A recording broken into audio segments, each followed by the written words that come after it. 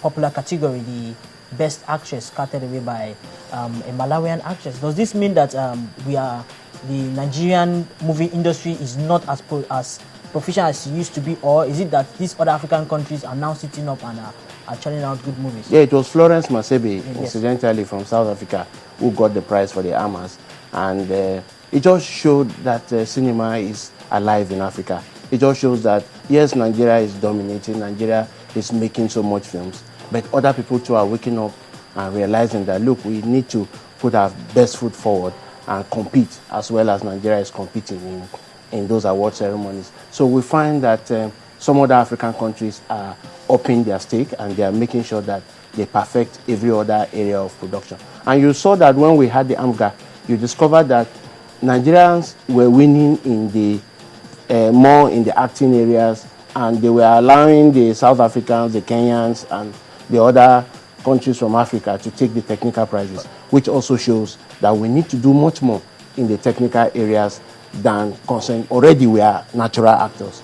We have brilliant actors in this country that can compete anywhere. But we need to begin to work on sound, we need to begin to work on light, we need to begin to work on the technical areas. We are deficient in that area. Why is that so? Why are we deficient in that area? Is it because we don't have capacity building? Yeah, we are not building capacities in that area, unfortunately. We are not. Each time we have a shoot, we run abroad and get people to come and shoot for us, and we don't even make effort to keep people to understudy them. If you want to call very professional director of photography in the country, you cannot name more than 5 of them. Very professional. If you want sound specialists, you cannot get more than 2 in the industry. And that's one area we are not paying attention to. We are always celebrating best actor, best actress, as if that is what movie making is about. Movie making is beyond just coming on set and acting. Movie making is about the technicalities. I mean, somebody should sit down at home and just feel the movie. It's not just about people shouting, people raising their hands and all that. So we are not paying attention to that technical. And that is why for me, I was very happy when even the president said, look, let's devote some money to capacity building. Although I do not know how well they are going to be able to train people with the kind of money they have appropriated under the 3 billion grant. But I do know that we must begin to place emphasis on the technical aspect if we want to begin to shoot movies like our counterparts in Hollywood. At the moment, we are not near them in technicals. All right, it's been a while now since the 3 billion grant was released to the industry, and still up to now, we've not heard anything about how this capacity building is going to come into place. Are you concerned that it's taking a while before this kick into place? Well, I'm made to understand that some people have applied for the capacity fund. I'm told that just recently they released that of the production and people are applying.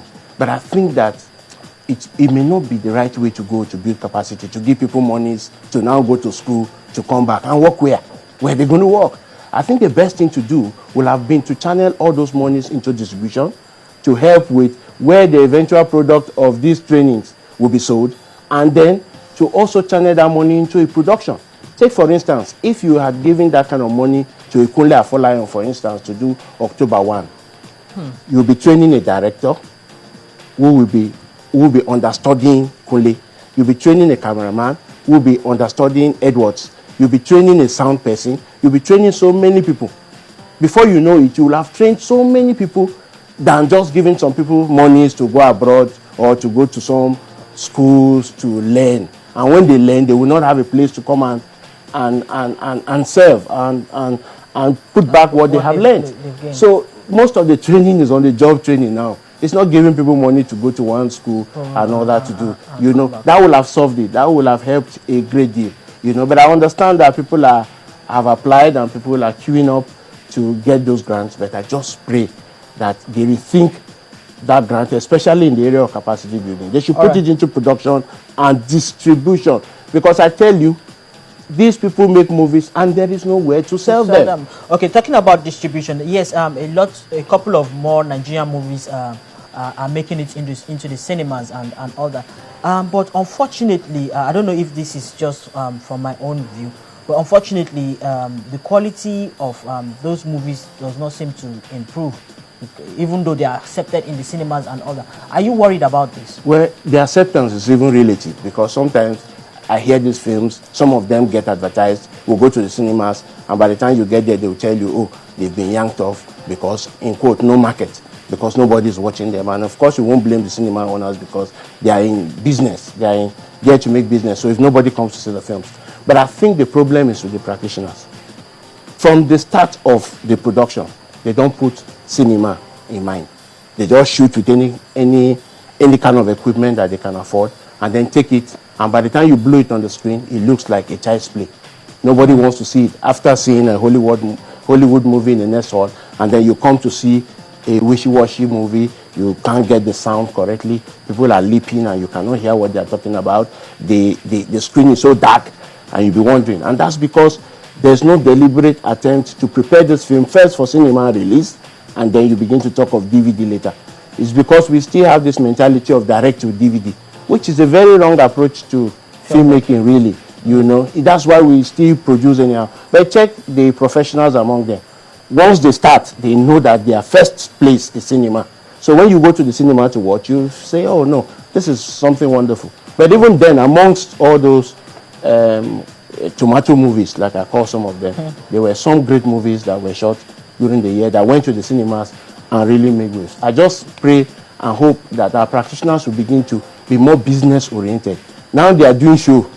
They are not concerned about the business. Show and not the business. Yes. All right.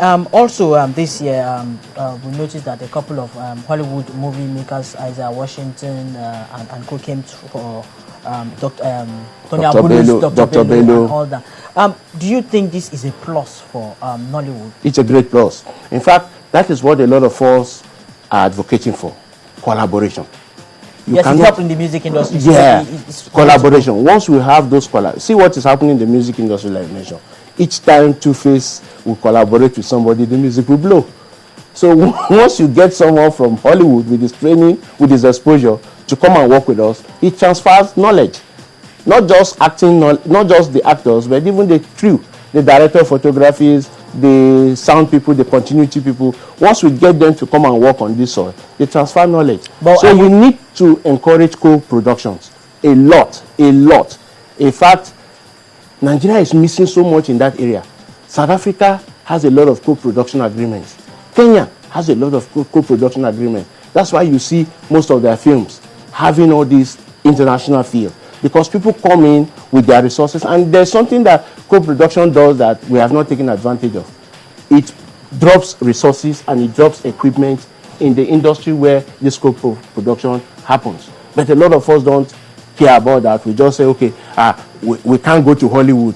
Hollywood will come to us. No, we must seek these co-productions and work with them and make sure that the scripts are good and make sure that what we are going to put out at the end of the day will be something worthwhile. All right, finally, before I let you go, there are Nigerian movies also show on some international film festivals. Great, yeah. and like the Half of a Yellow Sun by the adaptation of Chimamanda's Is this a good development as well? A brilliant development. This year, in fact, at the British Film Festival, which happened also immediately after the Toronto Film Festival, we had like 4 Nigerian films show there.